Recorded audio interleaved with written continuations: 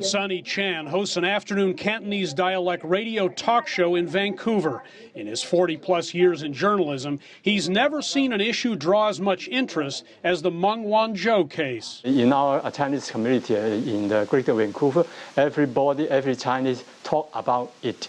So we think it is a good topic to discuss. It's what drew many local residents of Chinese background to the Vancouver courthouse this week.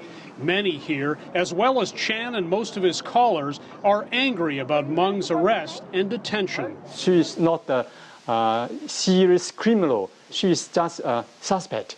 Why Canada treat her in such ways? One person referred to it as an ambush or apprehension December 1st here at Vancouver International Airport as she changed planes from Hong Kong on the way to Mexico.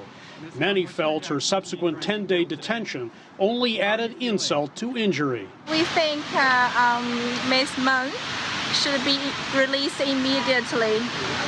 We think it's a severe violation of China citizens' rights and interests. Ada Yu said a woman of Meng's stature is hardly a flight risk. She's a great mother and she's a successful businesswoman. I don't think she would do that. Meng owns 2 homes in the Vancouver area, including one to which she's been ordered confined overnight. She's allowed to venture out during the daytime, but security officers she's paying for must be near her at all times. Until now, Meng lived a very low-profile life in this neighborhood for a few weeks each summer. But most neighbors certainly knew of her position as chief financial officer at Huawei Technologies. We are proud of Huawei, you know.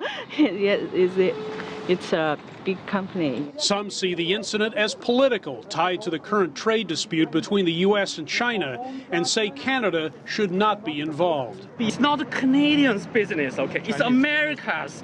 And it's a 2 business giant between China and the U.S.